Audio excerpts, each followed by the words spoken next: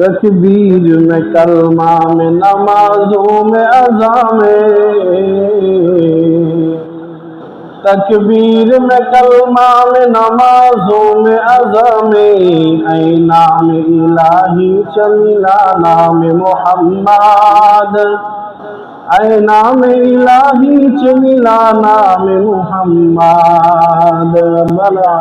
আলহামদুলিল্লাহ, মহান আল্লাহ পাকের শুকরিয়া আদায় এবং সর্বশ্রেষ্ঠ মানব সৈয়দুল মুরসালিন সৈয়দুল আম্বিয়া মুহাম্মদুর রাসূলুল্লাহ সাল্লাল্লাহু আলাইহি ওয়াসাল্লামের শানে দরুদ পেশ করার পর, সম্মানিত মুসল্লিয়ানে কেরাম, আমরা যারা মহান আল্লাহ তাআলার আদেশে, মহান আল্লাহর মহান হুকুমে, আল্লাহ তাআলার এই বিরাট নির্দেশ জুমা নামাজ আদায়ের লক্ষ্যে পবিত্র ঘর মসজিদের ভিতরে এসে বসার এবং আল্লাহ পাকের তৌফিক এনায়াতের মাধ্যমে সুস্থ সবল অবস্থায় আসার যে তৌফিক আল্লাহ দান করেছেন, এজন্য সকলেই জোরে সোরে কালিমাত শুকর আদায় করে পাঠ করি আলহামদুলিল্লাহ। সম্মানিত হাজিরিন, আল্লাহ পাকের দরবারে আমরা লাখ এবং কোটি শুকরিয়া যত বেশি আদায় করি, মহান রবের শুকরিয়া আদায় ততটাই কম হয়ে যাবে। আল্লাহ পাক আমাদেরকে শুধুমাত্র যে জুমার নামাজ তাই নয়, আল্লাহ পাক রব্বুল আলামিন আমাদেরকে সার্বিক যে নিয়ামত দিয়া বেষ্টন করে রেখেছেন। একটা মাছ যেভাবে পানির তলদেশে চারপাশে পানি থাকে আর তার নিচে মাছটা সুরক্ষিত থাকে, ঠিক একইভাবে আল্লাহ পাক রব্বুল আলামিন জীবনের শুরু লগ্ন থেকে আজ পর্যন্ত, সকাল থেকে নিয়ে সন্ধ্যা পর্যন্ত প্রতিটা ক্ষণে প্রতিটা মুহূর্তে আল্লাহ পাক রব্বুল আলামিন একইভাবে নানান রকম নিয়ামতের মাধ্যমে আমাদেরকে আল্লাহ বেষ্টন করে রেখেছেন। জোরে সরি পড়ি আলহামদুলিল্লাহ। পৃথিবীতে একটা মানুষের যদি এক সপ্তাহ না খেয়ে থাকে, তাহলে ডাক্তাররা বলে তার শরীর অটোফেজি হয়, নতুন করে আবার তার শরীরে বিভিন্ন অঙ্গ প্রত্যঙ্গগুলা দুর্বল হয়ে আবার কাজ করতে শুরু করে। অর্থাৎ এক সপ্তাহ একটা মানুষ না খেয়ে থাকলে তার কিছুই হয় না, আবার সে সুস্থ হইতে পারে। কিন্তু একই মানুষ যদি এক সপ্তাহের জায়গায় এক মাস না খেয়ে থাকে, তাহলে আস্তে আস্তে তার অঙ্গ প্রত্যঙ্গগুলো দুর্বল হইতে থাকে, তার মৃত্যুর দিকে সে অগ্রসর হইতে থাকে। একইভাবে কোনো ব্যক্তি যদি এক সপ্তাহ টানা না ঘুমায়, তারও বাঁচি থাকা সম্ভব। বিজ্ঞানীরা বলেন 11 দিন বা তার অধিক সময় যদি 1 মিনিটের জন্য কেউ না ঘুমায়, তাহলে তার মৃত্যুর ঝুঁকি 99.9%, প্রায় মৃত্যুর দিকে সে ধাবিত হবে। কিন্তু দেখে, এমন একটা নিয়ামত সর্বক্ষণিক আমাদের সাথে আল্লাহ দিয়েছেন, যেই নিয়ামতটা 1 মিনিট না আধা মিনিটের জন্য যদি বন্ধ হয়ে যায়, নিঃশ্বাস নামক যে নিয়ামত আল্লাহ দিয়েছেন, একটু চিন্তা করেন যে 2 মিনিটের জন্য শুধুমাত্র আল্লাহ বললেন যে ঠিক আছে 2 মিনিটের জন্য তোমার নিঃশ্বাসটাকে আমি আল্লাহ বন্ধ করে দিলাম, বলেন তো বাঁচা সম্ভব? সম্ভব না। তো আল্লাহ পাক যে সর্বক্ষণিক আমাদেরকে নিয়ামত দেন, এর একটা বড় উদাহরণ হলো এই নিঃশ্বাস। আমরা যে নিঃশ্বাসটা নিতে পারতেছি, এটা 24 ঘন্টা মহান আল্লাহ পাক রব্বুল আলামিনের একটা বড় নিয়ামত।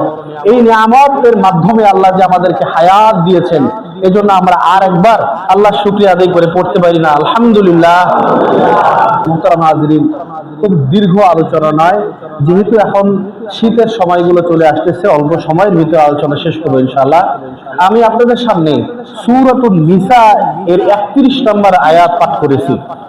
সূরাতুন নিসা এর 31 নম্বর আয়াতে আল্লাহ পাক রব্বুল আলামিন আপনাদেরকে কি বললেন, আমাদেরকে সারা বিশ্বের মানুষদেরকে আল্লাহ পাক কি মেসেজ, কি উপদেশ আল্লাহ পাঠাইলেন, এটা আমাদের সকলের জানার যেমন দরকার আছে, ঠিক একইভাবে এই কথাগুলোর উপর আমাদের যথাযথভাবে যেন আল্লাহ পাক আমল করার তৌফিক দান করেন। সকলেই পড়েন আল্লাহুম্মা আমিন। সম্মানিত হাজিরিন, আল্লাহ পাক রব্বুল আলামিন দুনিয়াতে আমাদেরকে পাঠায়া আমাদেরকে অনেক আদেশ নিষেধ অনেক কিছু করছেন, অনেক ধরনের ক্রাইটেরিয়া, অনেক সীমাবদ্ধতা, হদ আল্লাহ সুনির্দিষ্ট করে দিয়েছেন। মুসলমানরা চাইলেই সে যা ইচ্ছা তাই করতে পারে না, কারণ দুনিয়া সিজনুল মুমিন ওয়া জান্নাতুল কাফির। এই দুনিয়াটা হলো মুসলমানদের জন্য একটা আবদ্ধ জেলখানা। এখানে মুসলমানরা যা চায় তা করতে পারে না। যদি মুসলমানের সামনে অনেক ধরনের অপরচুনিটি থাকে, সুযোগ থাকে, যে তার সামনে একটা বোতল, লম্বা মদের বোতল আছে, এইখানে মদ পান করলে পৃথিবীর কেউ তাকে দেখবে না, বা কেউ তাকে বাধা দিবে না, বা কেউ তাকে বলবে না যে কেন মদ পান করো, সুযোগ আছে। কিন্তু সেই মুসলমান মদের বোতল সামনে নিয়ে মদকে সরায় রাখে, একমাত্র ভয় কার? সবাই সাক্ষী দিবেন, ভয় কার? এটা করা যাবে না। কারণ আল্লাহ বলেছেন এই যে খমর, ইন্না মিনাল খমরি ওয়াল মাইসির, নিশ্চয়ই তোমাদের জন্য মদ, জুয়া, এগুলা আল্লাহ পাক হারাম করেছেন। এই যে ভয়, এই যে তাকওয়া, এটাই তাকে নিষেধ করে রাখে, এটাই তার জেলখানা। এটা করা যাবে না, এটা নিষেধ। কয়েদির জন্য অনেক জিনিস নিষেধ। ঠিক একই ভাবে আল্লাহ পাক মুসলমান মুমিনদেরকে একটা ঈমানের কয়েদখানায় আটকে রেখেছেন। একইভাবে যদি কোনো মুসলমান চায় যে জেনা করবে, তার জন্য অনেক সুযোগ আছে, অনেক উচ্চ পদস্থ কর্মকর্তা, তাই সে যদি চাইলেই অনেক বড় বড় সুন্দরী নারীরা তার জন্য প্রস্তুত আছে, কিন্তু সে করে না। কারণ আল্লাহ বলছেন যে আয-যানি ওয়াজ-যানিয়াতু ফাজলিদু কুল্লা ওয়াহিদিন মিনহুমা মিয়াতা জালদা। আল্লাহ ওয়ালা তাকরাবুজ জিনা, জিনার কাছেও যায়ও না, এই হুকুম দিলেন কে? সবাই বলে হুকুম দিলেন কে? এজন্য সে যায় না। আল্লাহ নিষেধ আছে। সে চাইলেই চুরি করতে পারে, একে সুন্দর সুযোগ, বাড়িতে কেউ নাই, অনেক ধন সম্পদ আছে, সে চাইলেই সেটা অর্জন করতে পারে, সে চুরি করে নিয়ে আসতে পারে তার ধন সম্পদ।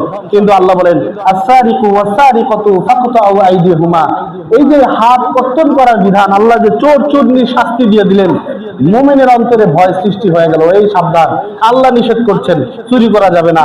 এই ভয় তৈরি করে দিয়েছেন কে? আল্লাহ। এই ভয় তৈরি করেছেন ঈমানের। একইভাবে আল্লাহ পাক রব্বুল আলামিন এই আমাদেরকে আদেশ করলেন যে আমাদের জীবনে দুইটা অধ্যায় আছে গুনাহের, দুইটা পার্ট আছে গুনাহ। একটা হলো গুনাহে কবিরা, আমরা সবাই জানি, আর একটা হলো গুনাহে সগীরা, ছোট গুনাহ। একটা হলো কবিরা মানে কি গুনাহ? বড় গুনাহ। আর সগীরা গুনাহ মানে ছোট গুনাহ। আল্লাহ বলেন ইন তাজতানিবু কাবাইরা, আল্লাহ বলেন তোমরা যদি ইন তাজতানিবু বেঁচে থাকো কি থেকে? কাবাইরা, কবিরা গুনাহ থেকে। তো আল্লাহ বলেন কবিরা গুনাহ কোনগুলো? আল্লাহ বলেন মা তুনহাউনা আনহু, তোমাদেরকে যা কিছু থেকে আল্লাহ পাক নিষেধ করেছেন এই সমস্ত গুনাহ থেকে যদি তোমরা বেঁচে থাকো, দূরে থাকো, নুকাফির আনকুম সাইয়্যাতিকুম ওয়া নুদখিলকুম মুদখালান কারীমা। আল্লাহ বলেন আমি তোমাদেরকে এমন একটা জায়গায় অধিষ্ঠিত করব, এমন একটা জায়গায় স্থান দিব, যেই জায়গাতে সার্বক্ষণিক তোমার জন্য ইজ্জত এবং সম্মান আল্লাহ পাক প্রস্তুত করে রেখেছেন। বলেন সুবহানাল্লাহ। আল্লাহ পাক রব্বুল আলামিন এই যে কবিরা এবং সগীরা গুনাহের যে দুটো উদাহরণ দিলেন, এই কবিরা গুনাহের অনেক লম্বা লিস্ট আছে। কবিরা গুনাহ, সগীরা গুনাহ। কবিরা গুনাহ কাকে বলা হয়? খুব সহজ অর্থে মনে রাখেন, কবিরা গুনাহ বলা হয় ওই সমস্ত গুনাহ যেই গুনাহগুলোকে কোরআন এবং হাদিসের ভাষায়, কোরআন এবং হাদিসের ভাষায় শাস্তিযোগ্য অপরাধ হিসেবে বিবেচিত করা হয়েছে। যেই গুনাহগুলোকে কোরআন এবং হাদিসের ভাষায় শাস্তিযোগ্য অপরাধ হিসাবে গণনা করা হয়েছে, সেই সমস্ত গুনাহগুলোকে বলা হয় কবিরা গুনাহ।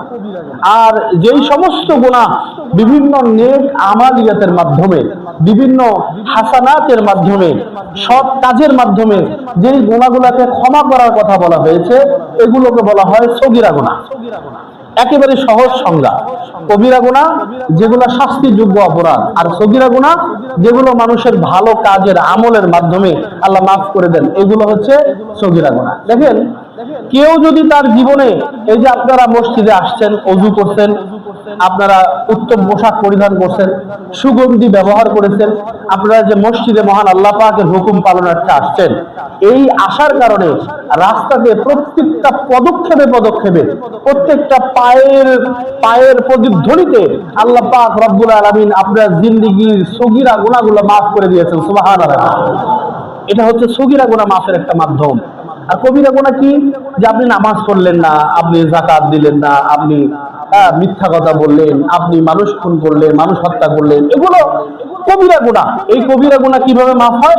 ইমাম সাহেব এখানে দাঁড়িয়ে যখন কবিরা গুনাহ শাস্তির কথা বললেন, যে কবিরা গুনাহ যদি করো তাহলে আল্লাহ পাক তোমার জন্য আযাবুন আলীম, ভয়ঙ্কর আযাবের ব্যবস্থা করেছেন।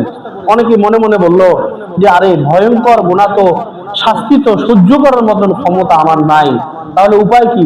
আল্লাহর পাকের কাছে তওবা করছেন, ইন্নাল্লাহা তাওয়াবুর রহিম, আল্লাহ তাআলা তওবা কবুলকারী, ক্ষমাশীল। কোন ব্যক্তি যদি তার কবিরা গুনাহের জন্য অনুশোচনা করে, কোরআন এবং হাদিসের কথা থেকে শাস্তির কথা শুনে অনুশোচনা করে মনে মনে এই পাক্কা ইরাদা, পাক্কা নিয়ত করে এবং আল্লাহর কাছে দুই চোখের পানি ফালায় এবং বলে, রব, আমি আমার জীবন ভর গুনাহ করে ফেলেছি, কবিরা গুনাহ করেছি, আল্লাহ আমি তোমার যথাযথ হুকুমগুলো আদায় করতে পারিনি, তুমি আমাকে মাফ করে দাও। আল্লাহ পাকের কাছে দুহাত তুলে চোখের অশ্রু বিসর্জন দিতে দেরি হবে, আল্লাহ তার তামাম জিন্দেগীর কবিরা গুনাহগুলোকে মাফ করতে দেরি হবে না। সুবহানাল্লাহ। আল্লাহ পাক রব্বুল আলামিন কবিরা গুনাহগুলো মাফ করবেন। একটা ছোট্ট ঘটনা বলে আলোচনা শেষ করবো ইনশাআল্লাহ। হযরতে মূসা আলাইহিস সালাতু ওয়াস সালাম, সকলেই মূসা নবীর নাম শুনছেন তো নাকি? আমার মনে হয় না কোনো মানুষ মুসলমান বাকি আছে যে মূসা আলাইহিস সালামের নাম শুনে না। আল্লাহর নবী হযরত মূসা আলাইহিস সালাতু ওয়াস সালামের কাছে তার উম্মত গেলেন, বললেন, ইয়া রাসূলুল্লাহ, হে আল্লাহর নবী মূসা, আমার এই রাজ্যের ভিতরে বহু মানুষের ফসল নষ্ট হয়ে যেতেছে। কারণ হলো এই রাজ্যে কোনো বৃষ্টি নাই, দীর্ঘ সময় যাবত, দীর্ঘ কয়েক মাস যাবত কোনো বৃষ্টি হয় না। আল্লাহর নবী, আপনি যদি একটু দোয়া করতেন তো আল্লাহ পাক রব্বুল আলামিন আসমান থেকে যদি রহমতের বৃষ্টি বর্ষণ করত, তাহলে মানুষের এই ফসল, মানুষের এই সম্পদ রক্ষা হইত। হযরত মূসা আলাইহিস সালামের কাছে সকলে গিয়া যখন মূসা নবীর কাছে আরজি পেশ করলেন এবং বললেন, আল্লাহর কাছে আপনি দোয়া করেন, আল্লাহ পাক রব্বুল আলামিন যেন আমাদেরকে বৃষ্টি বর্ষণ করেন, রহমতের বৃষ্টি। আল্লাহ নবী হযরত মূসা আলাইহিস সালাম তার সমস্ত উম্মতদেরকে নিয়ে ঘোষণা দিয়ে দিলেন, সবাইকে ডাকো। কারণ অনেক সময় মানুষের গুনাহের কারণে, মানুষের কৃতকর্মের কারণে, মানুষের গুনাহের কারণে আল্লাহ পাক রব্বুল আলামিন রহমতের বৃষ্টি এলাকায় বিভিন্ন। হযরত মূসা আলাইহিস সালামের সমস্ত উম্মতেরা একত্রিত হলেন, মূসা আলাইহিস সালামের সামনে বসলেন। এবার মূসা আলাইহিস সালাম আল্লাহ পাকের কাছে হাত উঠালেন, দোয়া করলেন, রব্বুল আলামিন, ও तमाम পৃথিবীর মালিক আল্লাহ, আপনার রহমতের বৃষ্টি থেকে আমি মূসা নবীর উম্মতেরা বড় মাহরুম হয়ে গিয়েছে, রহমতের অনেক ফসল নষ্ট হয়ে গেছে। আয় আল্লাহ, মানুষের অনেক গুনাহের কারণে মানুষের অনেক রহমত আপনি ছিনিয়ে নিয়ে থাকেন। যদি কোনো উম্মতের গুনাহের কারণে এমন রহমত, বৃষ্টিওয়ালা রহমত নিয়ে যদি আপনি বঞ্চিত করে থাকেন, ও আল্লাহ, আমার উম্মতদেরকে নিয়ে তোমার কাছে ফরিয়াদ জানাই, আয় আল্লাহ, আমাদের সকলের গুনাহগুলা মাফ করে দিয়া এই জমিনে রহমতের বৃষ্টি আপনি বর্ষণ করে দেন। সুবহানাল্লাহ। আল্লাহ তাআলার কাছে হযরত মূসা আলাইহিস সালাম দোয়া করলেন, এই সমস্ত উম্মতের ভিতরে একজন উম্মতের অন্তরের ভিতরে সে পূর্বেও কবিরা গুনাহ করেছিল, এখনো কবিরা গুনাহ করার মানসিকতা আছে, তার অন্তরের ভিতরে এখনো কি গুনাহ করার মানসিকতা আছে। উম্মতের ভিতরে একজন, তার ভিতরে এই মনে নিয়ত যে আচ্ছা দোয়া শেষ করলে আবার ওই কাজটাই করব, যেটা কবিরা গুনাহ, ওই কাজটা আবার উম্মতের ভিতরে একজন নিয়ত করে বসে।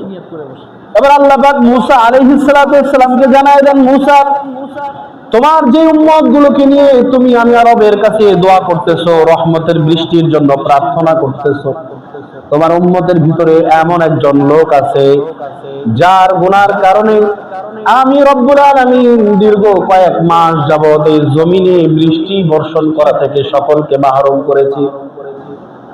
হযরত মূসা আলাইহিস সালাম এবার রাগান্বিত স্বরে বললেন, এই কে আছো উম্মতের ভিতরে, কবিরা গুনাহ পূর্বেও করেছিলে, এখনো করার নিয়ত রেখেছো, এমন কে আছো, উঠে যাও, জায়গা থেকে উঠে যাও, তোমার কারণে এই সমস্ত মানুষের, সমস্ত মাখলুকাতের কষ্ট হচ্ছে, রহমতের বৃষ্টি থেকে বঞ্চিত হচ্ছে, কে এমন আছো, এখান থেকে উঠে যাও।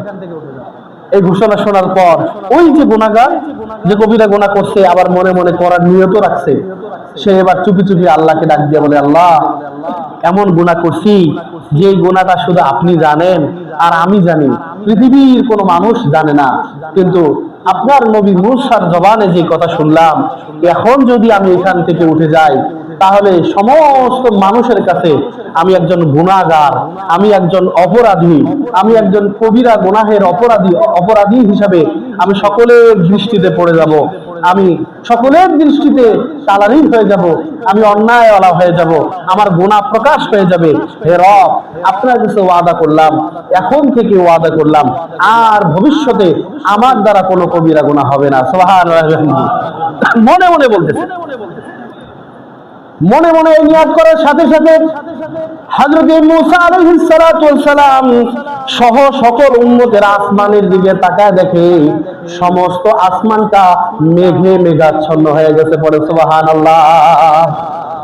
এবার মুসা আলাইহিস সালাতু ওয়াস সালাম আসমানের দিকে তাকাবেন, আল্লাহ রাব্বুল আলামিনকে জানাবেন এমন সময় আসমান থেকে মুষলধারে বৃষ্টি আরম্ভ হয়ে গেছে। সুবহানাল্লাহ।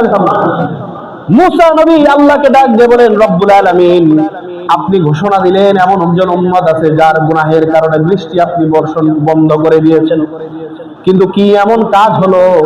এই কথা শেষ হতে না হতেই আসমান থেকে বৃষ্টি বর্ষণ শুরু হয়ে গেল। এবার রব্বুল আলামিন মুসা নবীকে ডাক দিয়ে বলেন, হে আমার হাবিব, হে আমার রাসূল মুসা, যে গুনাহগার বান্দার জন্য দীর্ঘ কয়েক মাস যাবত আমি আল্লাহ তাআলা, আমি রব্বে কারীম আসমানের রহমতের বৃষ্টি বন্ধ করে দিয়েছি, ওই বান্দার কারণে আমি রব্বুল আলামিন আবার আসমান থেকে রহমতের বৃষ্টি নামিয়ে দিলাম। কারণটা হলো মনে মনে ওই বান্দা আমি আল্লাহর সাথে ওয়াদাবদ্ধ হয়েছে, চুক্তিবদ্ধ হয়েছে, আল্লাহ এখান থেকে উঠে গেলে আমার দ্বারা আর কোনো কবিরা গুনাহ হবে না। এই নিয়ত করার সাথে সাথে রব্বুল আলামিন আসমান থেকে রহমতের বৃষ্টি পৃথিবীর জমিনে ফেলে এই পৃথিবীর নির্জীব ভূমিকে আল্লাহ পাক নতুন করে জীবন দিয়েছেন। পরে সুবহানাল্লাহি ওয়া বিহামদিহি। এজন্য কোন ব্যক্তি যদি বসে বসে আল্লাহর কাছে তার কবিরা গুনাহের জন্য রোনা জারি করে এবং পাক্কা নিয়ত করে, তো আল্লাহ বলেন ইন্নাল্লাহা তাওয়াবুর রহিম, নিশ্চয়ই আল্লাহ পাক রব্বুল আলামিন তাওয়াব, তিনি তওবা গ্রহণকারী, রহিম, তিনি দয়ালু। সুবহানাল্লাহি ওয়া বিহামদিহি।